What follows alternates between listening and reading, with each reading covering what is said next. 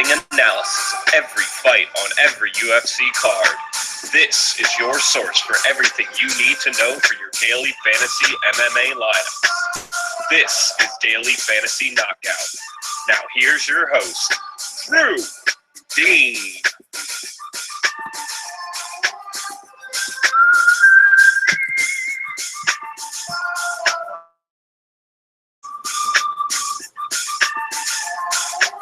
What's up, everybody?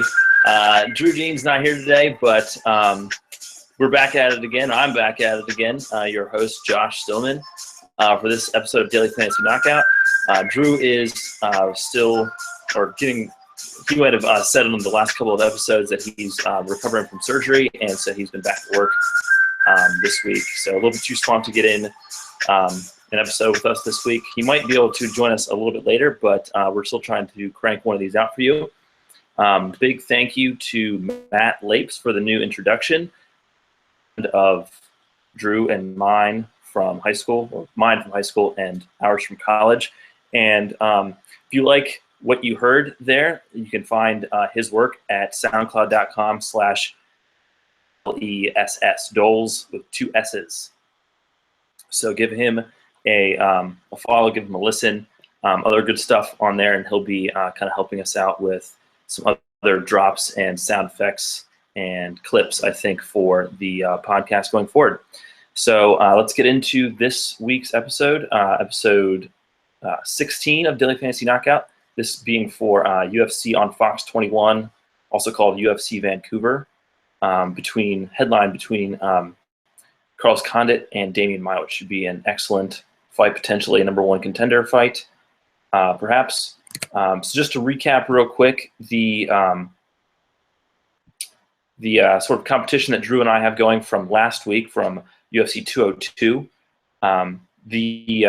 So our competition, as you might remember, and speaking of listeners, our play count for last week's episode jumped by about 10 times. So that might be a function of Conor McGregor just kind of getting more hype behind the fight, getting more people to tune in to UFC 202 related stuff.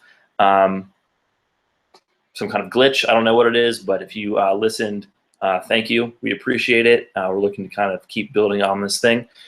So as I was saying, the competition that Drew and I have going is we get each of us would get a point for choosing the correct fight of the night. So we would also make a lock of the night pick. There's no point for it if you get it because it's supposed to be a lock, but you lose a point if you miss it. And then there's the Stonewall Stunner that we also pick, something kind of crazy, a big underdog pick or some kind of like really specific pick that you get 3 points for if you get it right. So the fight of the night last, Diaz McGregor, and I did pick that. Of course, that was going to be fight of the night. Turned out to be one of the best fights of the year. So I get picked Cowboy Cerrone versus Rick Story, which is a scintillating performance by Cowboy, but not the fight of the night. My lock of the night pick was Tim Means, and he came through for me. And Drew's was Cody Garbrandt, and he came through as well, so no lost points there. Our stunners were we were way off. There wasn't really an underdog that we wanted to back here, or a big underdog anyway that we wanted to back. So Glover Teixeira, who wasn't a huge underdog, but an underdog nonetheless, and so he picked him to win by submission. That obviously didn't happen, and I picked the same fight, Johnson Teixeira, to go the distance, and obviously that did not happen as Johnson turned out Teixeira's lights with a right uppercut in just 13 seconds.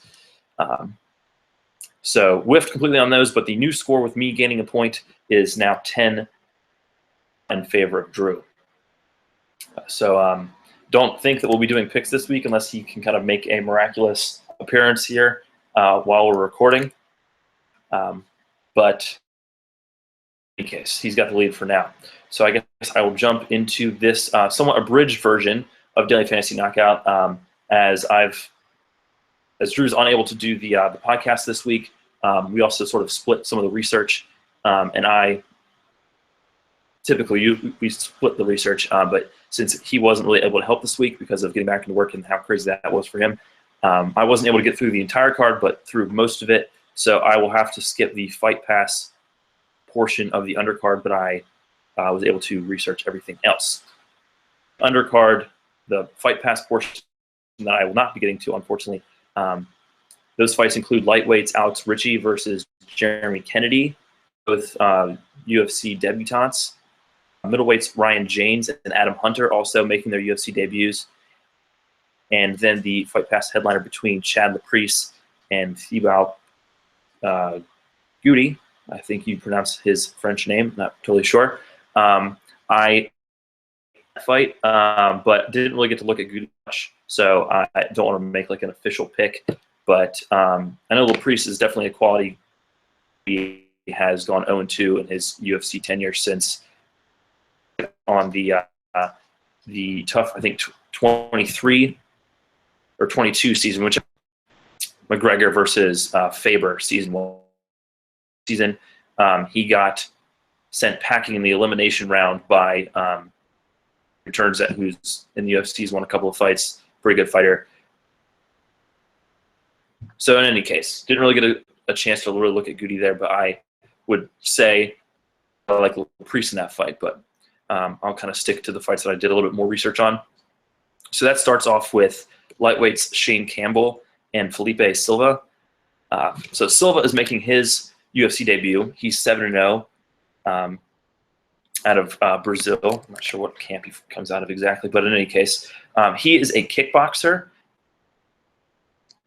kind of a wild one at that. So I'm going to go with Shane Campbell in this fight. Campbell himself is has a kickboxing background, a professional kickboxing background himself, but he also has kind of underrated or at least capable wrestling and grappling skills, both offensive and defensive. And that's something that on the tape that I saw on Silva is that he was taken down very easily, mounted very easily in one fight, only escaped the mount in that position because his opponent was going for an armbar and lost position and lost the armbar, and so he was able to escape back to his feet and get the knockout. So he's a dangerous fighter, dangerous striker, particularly Silva is. He's powerful, got powerful strikes, but he can get a little bit wild. He gets wide with his hook combinations, and so I think that the tighter striking of Campbell, along with his like more well-roundedness, skills in other areas, will carry him to a decision in this fight. So let's take a look at the odds, which Drew usually says off the top, but we don't look at the odds or the DraftKings prices. So this is all kind of new or fresh to me, I guess I should say.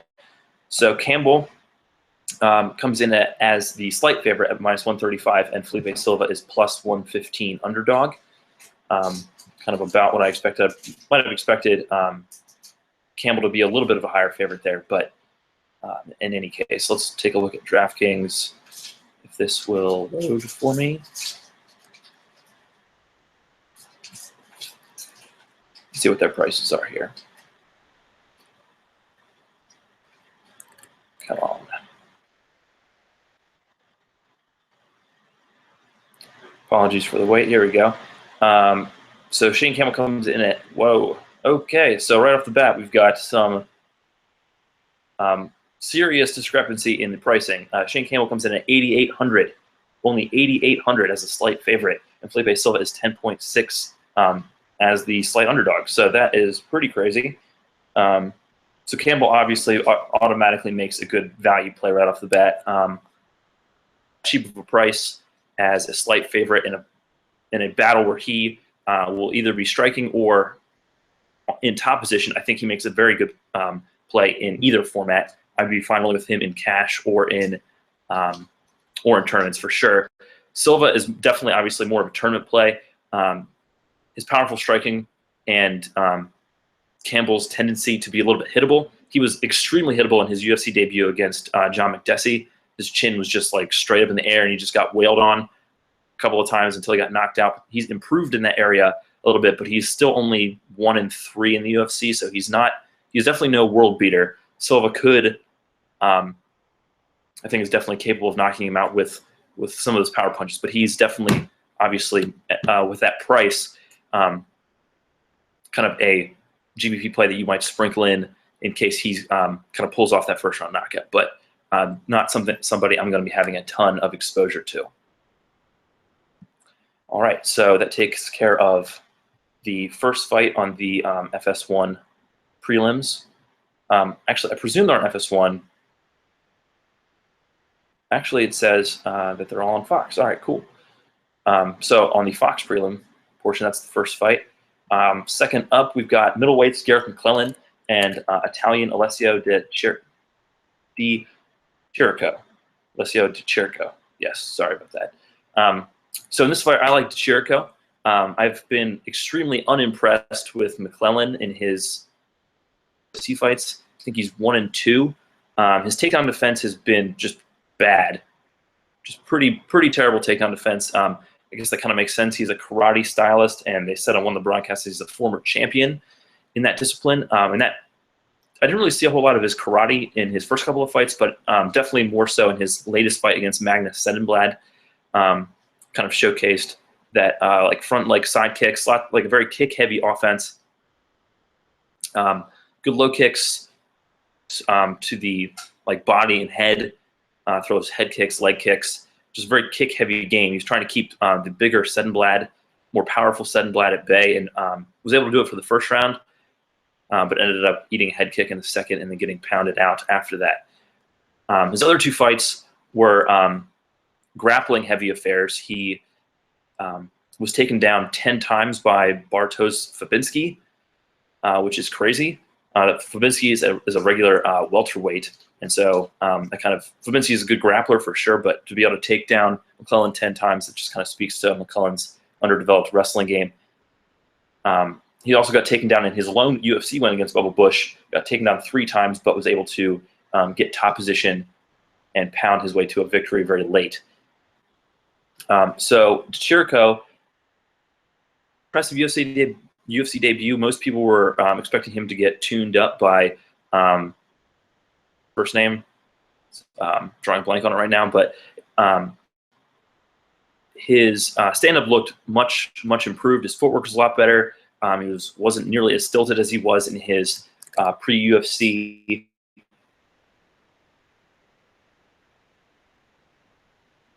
tape that I had him winning. I had picked Velikovic, obviously, going into the fight and was sweating it out, and he ended up taking a close decision. But Di Chirico definitely impressed. They both impressed, but Di Chirico definitely surpassed expectations in that fight. I like him to win here because, like I said, I wasn't overly impressed with McClellan's striking game. He has a tendency to kind of fight with his back near the fence like far too often, and that's bad for a karate person, a person who needs a lot of space to work their kicks. His lateral movement looked improved in his latest fight against Sedenblad, but still ultimately was within a few feet of the fence for most of the fight. And so I think Di Chirico's improved striking was going to be enough to be able to hang with McClellan on the feet. And his MO pre-UFC was to take guys down and grind them out. I think he's definitely capable of doing that here. So I think the more well-roundedness of Di Chirico is going to carry him to a decision, possibly a late stoppage against the South African McClellan. So taking a look at odds first, Di Chirico is the favorite at -240, and McClellan is a +200 underdog. Let's see what the over-under is here. The over-under is at 1.5 rounds, and the over is at -170.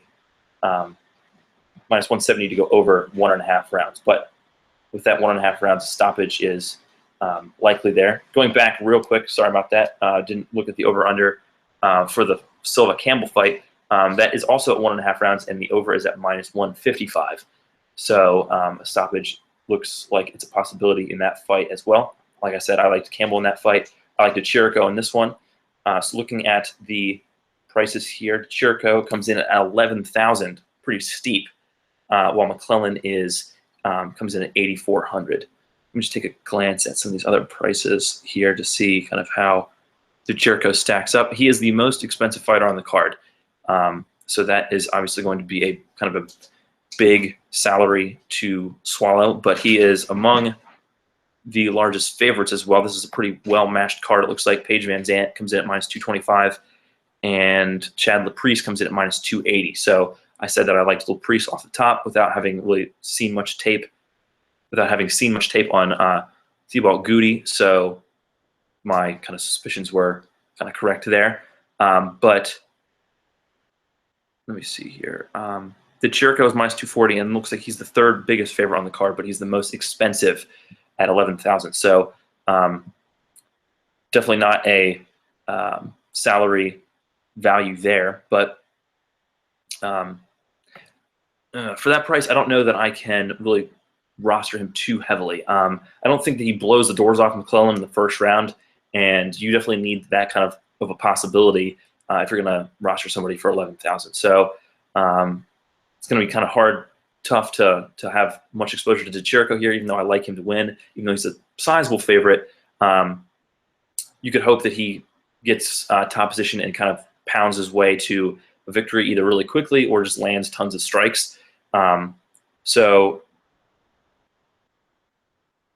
perhaps he could be a cash game play as a sizable favorite and one that I like as well. Perhaps a sprinkling of GPPs as well, but it's going to be kind of tough for me to have much roster space for Chirico. McClellan, I think, has got to be, as someone who could end up fighting off of his back for long periods, and in a fight that is not favored to go the distance, it's tough to look toward him in cash. But again, this is middleweight. He is a striker. So if he catches Chirico, he could definitely pay off that 8,400 or give you massive value with that. If he can stay upright, he could even make this a competitive striking battle, maybe squeeze out a decision. So McClellan has paths to victory, I think, but he's a sizable underdog. But he's some solid relief there if you like him, think that Chirico is overrated after that one solid UFC performance, which he ended up losing anyway. So probably not a ton of exposure to either of these guys. That's sort of my take on this fight, leaning more toward Chirico as the sizable favorite and guy who I think has more tools. Okay, so moving on to the next fight, we've got featherweights Enrique Barzola versus Kyle Bochniak. So Barzola is coming off winning Tough Latin America Season 2 as a lightweight. He's now since dropped to featherweight, as most tough competitors do, dropping down to their typical weight class after competing on Tough, where they have to make weight several times in a very short amount of time. He's taking on Kyle Bochniak, who lost his UFC debut to Charles Rosa, but took the fight on like 4 days' notice and looked very respectable in that fight. He had fought, I believe, recently going in, so he wasn't like completely out of shape. He had fought within the past few weeks, I think, before taking that fight against Rosa, who had a couple of opponents drop out on him. But Rosa was ultimately able to take the decision. Barzola took a decision from Horacio Gutierrez to win that season of Tough Latin America. So this is sort of a tough fight for me to call, but I'm going to side with Bochniak ultimately. Sorry about that. The way that it looks like Barzola is primarily a wrestler, he was able to really take down and neutralize Gutierrez, who's a powerful striker. He was able to take him down and neutralize him for pretty much the entire fight, beat him up with ground and pound. On the feet, though, he couldn't really get a whole lot going. He had used a lot of lateral movement to kind of make Gutierrez gun shy, a little bit hesitant to engage with him, or to really be able to fire off much. And then he would shoot in on a takedown, try to catch a kick, and work into top position. He stayed active enough with punches and elbows from top that he was able to stave off any stand-ups and won the decision pretty easily. I think he's going to have a harder time doing that against Bochniak, who is himself a pretty skilled wrestler. Hard guy to take down. Rosa wasn't really able to take him down much at all in their fight. And Bochniak has some powerful striking to go along with it.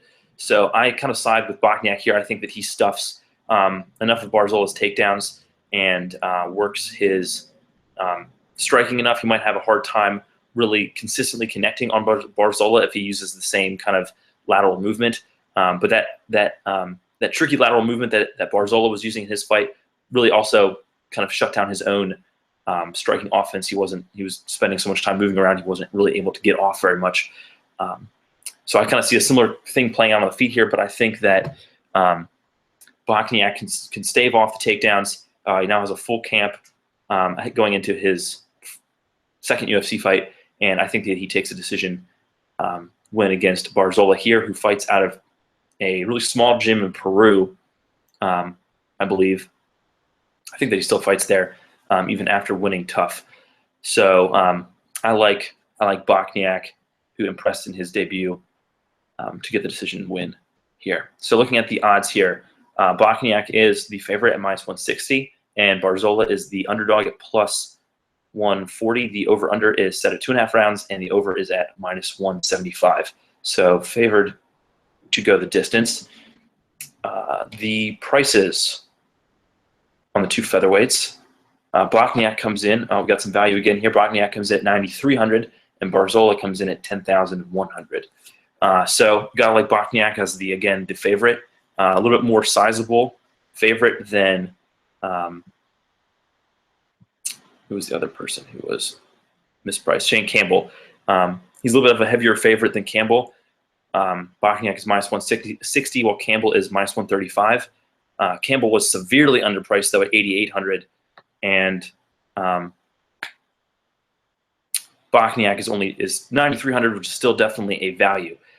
So you gotta like Bochniak there. I think that he is probably more of a GPP play. Barzola, you know what he's going to want to do. He's going to want to take the fight to the ground. So if he is successful in doing so, Bochniak's floor is pretty low. If he ends up fighting off of his back or trying to get out of takedowns for long stretches of the fight, it might be there's some risk there. But like you had with Pennington last week, you got a favorite who's priced close to 9,000, and you gotta like that for any format.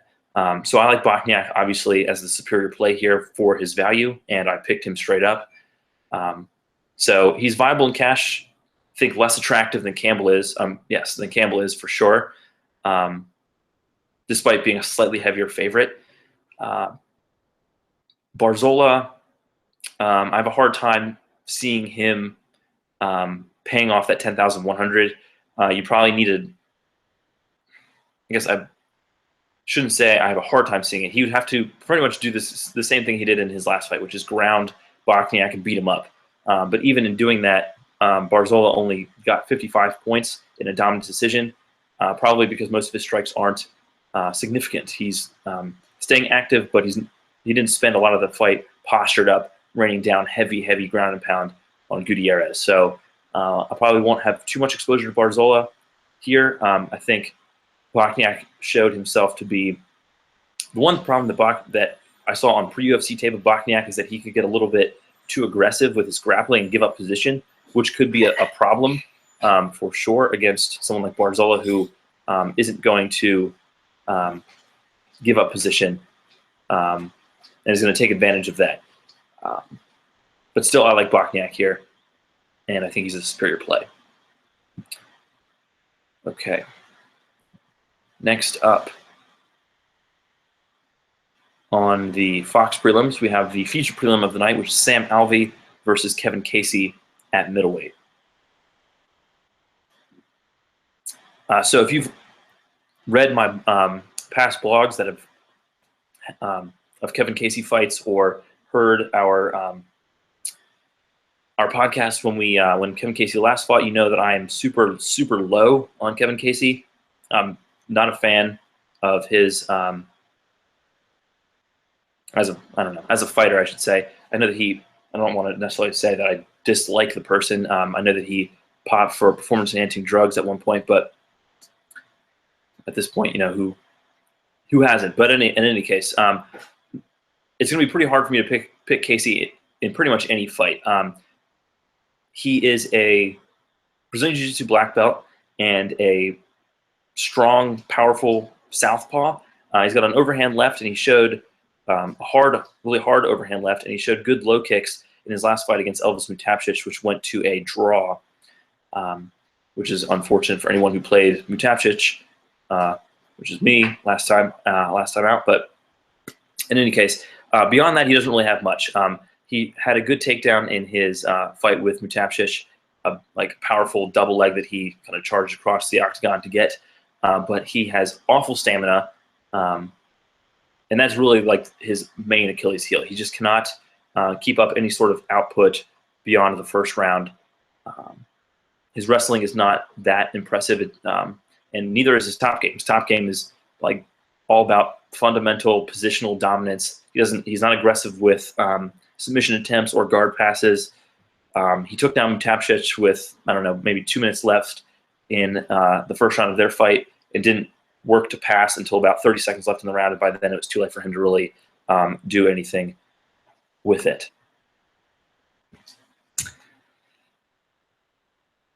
So I'm gonna like Alvey in this fight. I think that he has the tools to definitely give Casey some problems. Those tools, namely, are that he's got very good counter wrestling, as his 87% takedown defense stat suggests, and he is a very, very hard counter puncher. So even if I think Casey's pretty durable, but he's kind of beyond the first round, he's kind of a TKO waiting to happen, because his cardio is so bad. If he starts to get beat up a little bit, he just cannot respond and ends up getting taken out. So I like Alvey to get this done in the second round, possibly with even in the first round. Like him to get Casey out of there. So checking the odds, Sam Alvey comes in as the -225 favorite. Looks like he's maybe the fourth highest favorite on the card, while Casey is the +185 underdog. The over-under is set at 1.5 rounds, and the over is at -190. So perhaps Casey's durability is making that the over on the 1.5 rounds a little bit better odds there, or higher odds, I should say. So coming on DraftKings, Casey is at 9,200, and Alvey is at 10,200. So, like I said, I'm not really going to be on Casey at all. Just can't trust him. I don't really like his fighting style. It's low output on the floor and on the feet. But I like Alvey here, definitely as a GPP play, possibly as a cash play as well. I think that his upside is high enough, and I think that he is got all the tools to get the W here. Casey was able to draw Mutapcic, which I kind of think was I'm pretty sure that Mutapcic should have easily won those second 2 rounds. He handily outlanded Casey in rounds 2 and 3, but Casey was able to escape with a draw in that fight. I don't see that happening with Alvey here. Alvey is just, while Mutapcic is a good kickboxer, Alvey is super powerful. Alvey's trouble in the past, I think, is volume a lot of the times. He is such a counter-oriented fighter that he doesn't throw often enough. He's waiting to land that perfect counter shot. And so, unfortunately, this fight could end up devolving into like a staring match where neither guy wants to engage first. But I think ultimately Alvey has the tools to get this done. So I like him in really either format. He's not super expensive at all at only 10,200 as a sizable favorite. I think that he makes a good play. So I'll have definitely exposure to Alvey in this card. All right, next up, the first fight on the Fox main card is Joe Lauzon versus Jim Miller in a rematch of a fight of the night from a few years ago. Again, if you've listened to, if you're a regular listener of the podcast, you know I'm a huge Joe Lauzon fan. So I did a ton of research on this fight, Went back and watched all of their fights since their first fight, watched their first fight a few times, even watched some of their fights before that to try to see kind of how they've progressed, how they might have, their skills might have developed, or how their physical tools might have declined since the first fight. And so ultimately my pick here is that I guess maybe you want to take this pick with a grain of salt, but I am going to pick Lauzon here to take a decision. Was that ultimately my pick here? Actually, no. My pick was Lauzon by second round submission. So let me kind of explain my take on this fight. So a lot of people have talked about how Miller has physically declined over the past few years, and it's kind of hard to argue with that, given that he's lost, I think, 4 of his last, prior to stomping out Takanori Gomi at UFC 200, he had lost 4 of 5, losing to Donald Cerrone, Beneil Dariush, Michael Chiesa, and Diego Sanchez, of all people. And that was really the nail in the coffin in the discussion of whether or not Miller had regressed or not, because Sanchez was a dude who, even in his prime, Miller should have been able to beat, but Sanchez is super old and shop-worn himself at this point, and the fact that Miller wasn't able to beat him kind of, I think, speaks volumes about Miller's physical tools at this point. Before that, I think that I was a little bit less, I don't know, inclined to believe that Miller had really regressed that much. I thought that maybe he was just fighting just really good up-and-coming guys. Cerrone obviously is a top 5 lightweight, maybe even a top 5 welterweight at this point after his knockout of Rick Story. Beneil Dariush and Michael Chiesa are both really, really talented up-and-coming guys who are top 15. Chiesa is cracking the top 5 at this point, perhaps. So losing to them, not a lot of shame there, I don't think. He was able to squeeze out a decision victory over Danny Castillo as well in that time period. But then he lost to Diego Sanchez, which I think is just is telling, I think. So with Miller declining physically, one of the things that I've really noticed about his last few fights is that his output has kind of diminished. That was something that he was really able to overwhelm Lozon with in their first fight. He just got on him from the get-go, and I think that Miller has superior kickboxing overall. Lozon is primarily a head-hunting boxer. He doesn't really do much else at all. He did hurt Miller with some step-in knees in their fight, which I really wish that he would use more often, because they looked to hurt Miller in that first fight. But he hardly kicks at all. He throws the occasional leg kick when he's getting leg kicked. But he's primarily a head-hunting boxer. He'll rip a hook to the body occasionally, Lozon will, but not much beyond that. And Miller showcased a much more diverse kickboxing game. He'll go to the legs, the body with kicks, go upstairs with a head kick, and he'll work the body and the head with his punching combinations. He can string together punches and kicks, or he was able to string together punches and kicks very well in the first fight. And obviously we know, if you remember the first fight at all, he busted Lozon up in the clinch, which is a place that Lozon usually has some pretty good success. They're kind of similar in that area. They both want to grab the single collar tie and bash away with elbows, punches, knees. Miller was just able to out-muscle and outland Lozon in their first fight, in the first round, to open that giant gash on Lozon's face. So with the output of Miller kind of diminished, I like Lozon's chances on the feet a bit more. Lozon is consistently inconsistent because his approach seems to me is the same in a lot of his fights. He wants to stalk forward into range and into boxing range and let his hands go. And if he gets a knockdown, he'll jump on a submission. If he can get a trip takedown from the clinch, he'll do that and work his aggressive and opportunistic submission game. But he didn't have success with the takedowns in the first fight because Miller had superior wrestling. Since their first fight, Miller has been taken down and beaten up by guys like Pat Healy and Michael Chiesa. But I think those guys are bigger and stronger in the clinch perhaps than Lozon is, although Lozon did fight Chiesa and ended up winning, had success with him against him in the clinch, got taken down but was able to prevent his back from getting taken and reverse, even got Chiesa's back in their fight, and ultimately ended up getting that cut stoppage on Chiesa in the second round of their fight. So perhaps Lozon can have more success here in the clinch, but yeah, if he's not throwing power punches on the feet, he wants to look for submissions on the mat, and he's capable of catching just about anybody. He's caught talented grapplers in submissions before, as has Miller.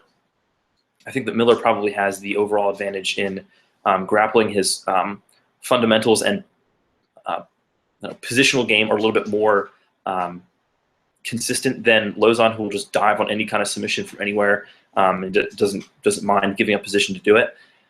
Which again, like if he can snatch one of those submissions or land a big shot on the feet, hurt somebody like he did against Sanchez in his last fight, he's capable of getting people out of there. But as the fight goes on, because he is so aggressive all the time, he tends to fade down the stretch.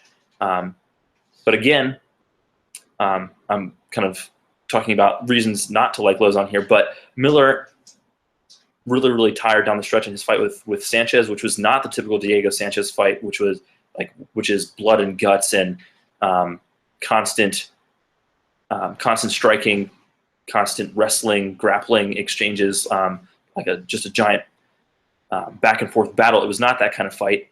It was not that grueling of a fight. It took place mostly at range, and still Miller tired badly down the stretch, which does not bode well for him against somebody who's going to really put the pressure on him like Lozon will right out of the gate. A weapon that Miller used to good effect in his fight with Lozon was the inside low kick. Miller is a southpaw, and so he was repeatedly able to trip up Lozon. That's the inside leg kick from a southpaw to an orthodox fighter is a really effective weapon. And so he was able to trip Lozon to the mat a few times with that, but he's used it less frequently since then. I think partially due to the fact that he has fought a few southpaws since then. But ultimately, I think that Lozon has not declined physically in the way that Miller has, and so I think that ultimately he's going to be able to put it on Miller and get the stoppage, or rush out to a big enough lead that when he tires, he'll have beaten up Miller enough on the feet to tire Miller out, and so he won't get taken out late in the fight. So I like Lozon here. A lot to say about that one, because I did so much research because I'm such a big Lozon fan. So thanks for bearing with me through that one. So looking at the odds here, Lozon is the favorite here as a minus 155 favorite. Miller is the plus 135 underdog. The fight is favored to go over 2.5 rounds at minus 120. So not necessarily favored to go the distance, but perhaps a late stoppage or decision is kind of what's favored by Vegas here. Looking at DraftKings pricing, Lozon comes in at 10,300 and Miller comes in at 9,100. I think this probably has to be more of a GPP play, possibly a cash play for Lozon. He is a slight favorite, but he's not the value that a lot of the other guys are. That you can get values on for some of the other favorites here, but he definitely has undeniable upside. So I will consider him in cash for sure.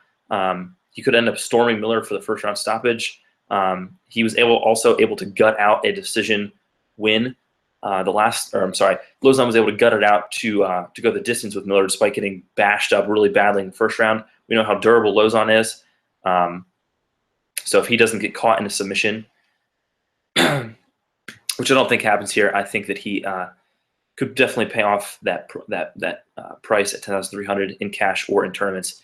I'm a little bit hesitant to play him in cash, but like I said, definitely a tournament play for me. Miller, similar. I think he's more of a tournament play. He, like I said, Lozon is nothing if not inconsistent. He has been submitted before. He's been caught on the feet before. Lozon does have a bad habit, and he did this against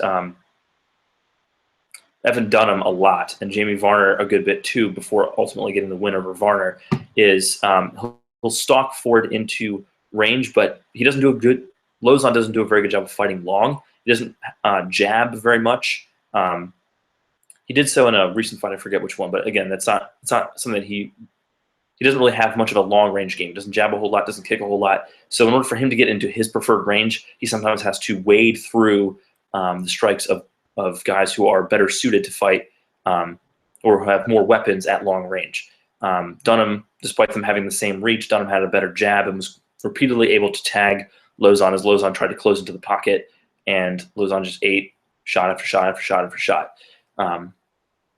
So if Miller tries to play a more counter-oriented game, he might have success there, and be able to take a decision from Lozon. But again, like I said, I like Lozon here. Miller is more of a GPP play for me at 9,100, and as the underdog. Okay, so next fight up, Paige Van Zant versus Bec Rawlings. Got to go with 12 gauge PVZ here. Rawlings is very, very tough and very, very aggressive, but her aggression can sometimes leave her open to get countered or to get taken down, or she can get reversed when she goes for her own takedowns. Her aggression can sometimes be a detriment to her. Van Zant is maybe, obviously, still very young. I think only 22. Not ultra polished yet still. Rawlings might have the more polished, probably has the more polished boxing game than Van Zant. But Van Zant has superior physical tools. She is definitely one of the best athletes in the division. Despite getting worked over by Namajunas in her last fight, Namajunas is, she proved that she's a cut above Van Zant at this point, but Van Zant is more than capable of taking out that middle tier of strawweights for sure. So I like Van Zant to roll here. What was my pick ultimately? Rawlings is tough, but so I'm picking Van Zant to take a decision, but a later submission after she's worn down Rawlings with takedowns and ground and pound and just relentless pressure. A late submission wouldn't surprise me. So taking a look at the odds, I mentioned Van Zant earlier. She's a minus 225 favorite, and Rawlings comes in as the plus 185 dog. The over-under is at 2.5 rounds, and the over is at minus 265, so definitely favored to go the distance here. Looking at their prices, Van Zant is 10,800 and Rawlings is 8,600. So when you've got a pretty heavy underdog and a fight that's favored to go the distance, that's generally a fighter that you might consider looking at in cash or in tournaments, because they'll have the opportunity to be around for the entire time. And if it goes to a decision, they could somehow squeak it out with a sub 9,000 price tag. So Rawlings, I don't know, is potential cash. If she's around for the duration, she could end up even a loss, pay that off. But I probably won't have too much exposure to her because she could end up playing off of her or fighting off of her back for long stretches of the fight. Van Zant has proven that she likes to bully people in the clinch and take them down and beat them up from top position.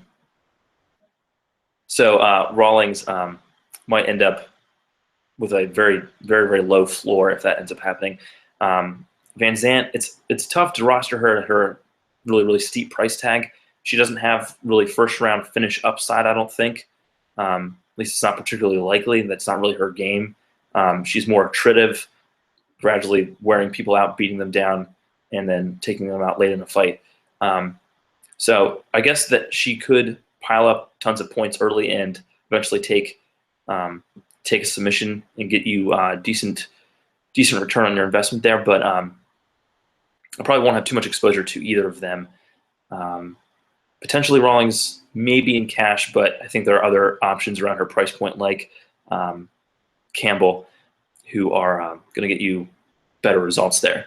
Van Zant just might not be might have not enough upside for her price tag to really have much exposure to in cash or in tournaments. So moving on to the co-main event. Anthony Pettis makes his strawweight debut against Charles Dobronx Oliveira. Excuse me.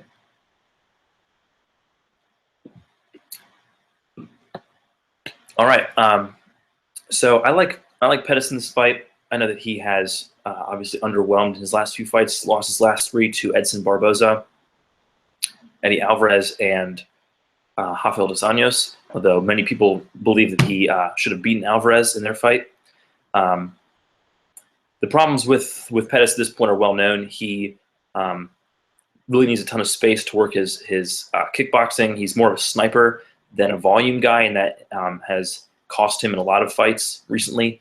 If he doesn't take you out with that one shot or hit a lightning quick submission, there's a good chance that you can outpoint him if you kind of just stay in his face, and that's kind of what's happened in his last few fights.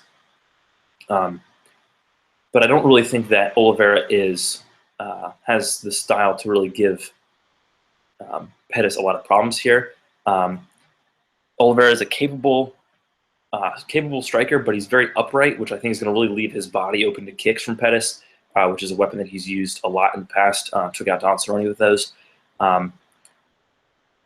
So Oliveira likes to pressure forward, but he doesn't really have. I don't think he really has the footwork to make it work here. Doesn't really have the wrestling to kind of stick to Pettis for long stretches of the fight. So I think that Pettis is able to fight him off and eventually get the knockout on the feet. Pettis has a very good ground game in his own right. So I think that both of them have submitted really, really good guys before. Pettis submitted Gilbert Melendez, who had never been submitted before. He submitted Benson Henderson, who had never been submitted before. Charles Oliveira has submitted guys like Nick Lentz and Hatsuyoki and others.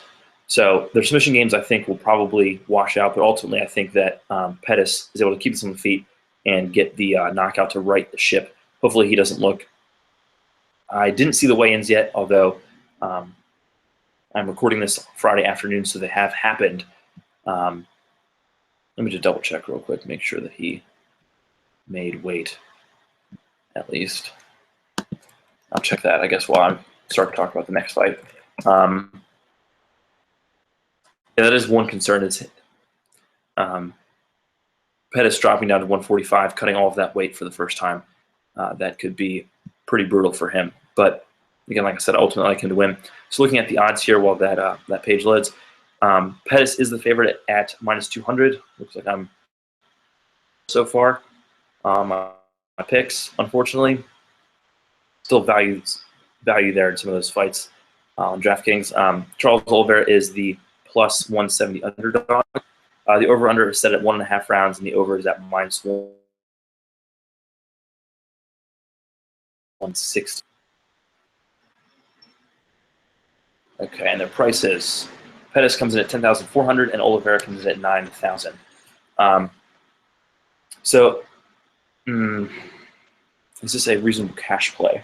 I think so. I think I like Pettis. I like Pettis here, and so I would be willing to roll with him in cash as well as tournaments. I think he's got that first round knockout potential upside.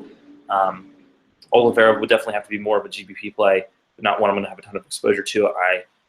It's kind of hard to see a reliable path to victory for him here unless he's going to need to kind of snatch a submission on the floor somehow in a transition or pull Pettis into his world and lock up a submission. I don't really see that happening here.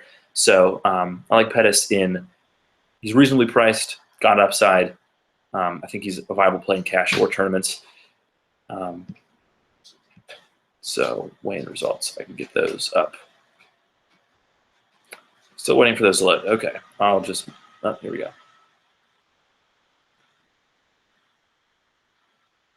No, okay. I guess I'll talk, start talking about the next fight and come back to the weigh-in results. Okay, nope, they're loaded. Okay, so Pettis did make weight. He came in at 146. Oliveira was 143, which is kind of unusual. Missed weight, he was 159, so that's concerning. I remember prior to his last fight, I think, took place in Australia, and he had never fought outside of Canada before that. So that was one reason that kind of in a really close fight with Ross Pearson, I ended up ultimately leaning toward Pearson in that fight, and Pearson came out with a split decision, I think. But this is in Vancouver, so it's in Canada, so kind of surprising that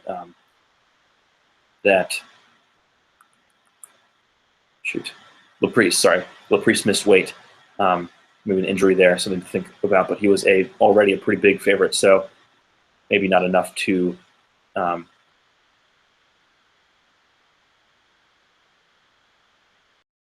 but I'm a huge fan of Carlos Condit is taking on Demian Maia. And so it pains me to say it, but ultimately I have to go with Maia in this fight because his wrestling is continues to be underrated. Maybe it's not underrated at this point. Maybe people have caught on to the idea that he is a very, very good wrestler, an elite chain wrestler. If you can get his hands on you, he's very, very good at chaining attempts together and getting the fight to the ground eventually. He'll shoot from way far out just to get his hands on you and eventually kind of push you to the fence and work takedowns, single leg, double leg, trips, something. He'll get you to the mat. And once in top position, he is just completely unshakable. He's one of the best grapplers in the sport, if not the best jiu-jitsu player in the sport. And his top game is just utterly dominant. When he gets on top of you, he just will not relent. He'll pass guard, pepper you with shots, make you work constantly, and before taking your back and usually ultimately choking you out. Condit is a very, very good grappler in his own right, but no one's on Maia's level, frankly, just not going to happen.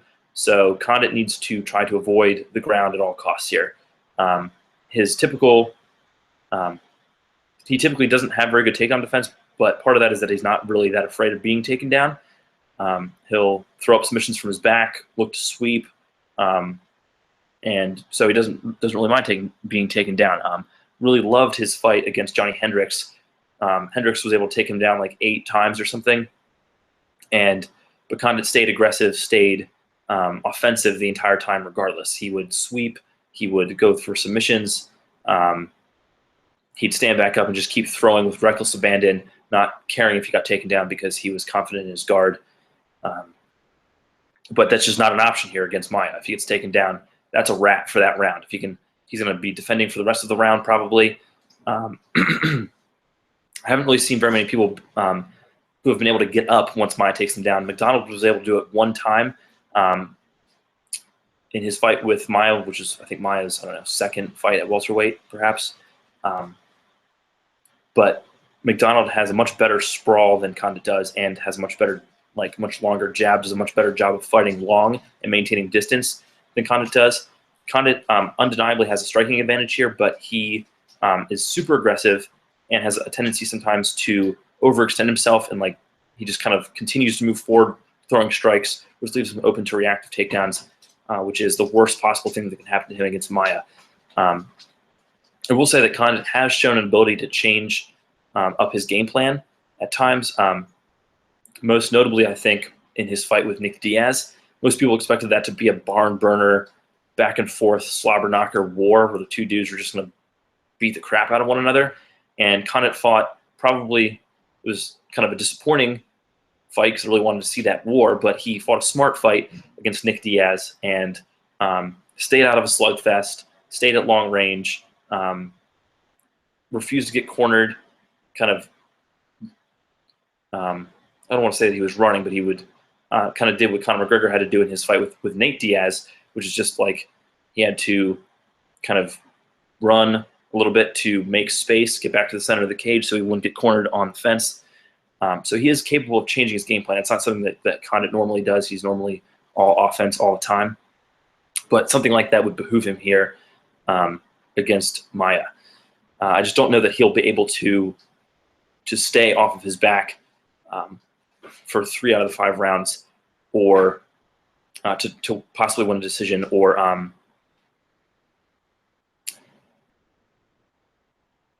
finish on the feet. I guess that's kind of what you're going to be hoping for here. If you're picking Condit, is that he finishes, or that he can survive the early rounds, and perhaps Maia gets tired, and then Condit can kind of take over from there. But ultimately, I think that Condit's aggression, his striking aggression, is going to lead him to getting taken down too many times, and Maia is going to take a decision here. So it pains me to pick against Condit. I really hope that I'm wrong. Hope that he wins. I would be totally happy with that.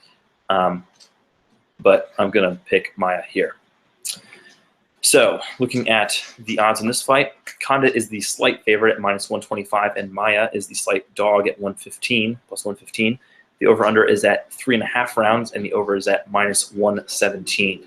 So a finish seems like a distinct possibility in this fight. Looking at DraftKings, Condit comes in at 10,000 even. and Maia is at 9,600. So with the main event, a constant question or a question you have on pretty much every card is, do you stack the main event here? I don't know that that's really the play here. This isn't going to be probably a high. It's not going to be a high output striking match. Condit could end up having a really low floor if he ends up having to fight off of his back for a long period of time. So I don't like to. I don't think that this is a one that you stack and cash. I think this is definitely more of a GPP play. Maia, you might consider in cash at 96. I like him to win, but if he gets head kicked pretty in the first couple of rounds, he's not going to give you much of anything back. So it might be a risky cash play there. I think it's definitely more of a GPP play. Across the board, both dudes are definitely viable. Maia, I think, probably makes the better play. He's capable of that first, second round submission to get you big points. And if he can get a takedown in 3 out of the 5 rounds, he could take a decision just based on that and the top control that he gets from there. He'll pass guard. He'll strike a little bit from top. But if it goes to decision, neither guy I don't think is going to really be giving you very many points. So that's, again, why I probably don't want to stack this one in cash. But I'll definitely have exposure to both these guys in tournaments. All right, so looks like Drew was not able to join us late, unfortunately, so no bonus picks this week. And again, sorry that we could not get the UFC Fight Pass undercard prelims picked for you this week, but I wanted to try to build off of the increased plays we got last week, make sure I got one of these out. So hope you enjoyed listening to just me, your host, Josh Stillman, drone on for 45 minutes, whatever that ended up being. Thank you for tuning in. We will see you next week. So for myself, tuning out, been real. Thanks for tuning in. Peace.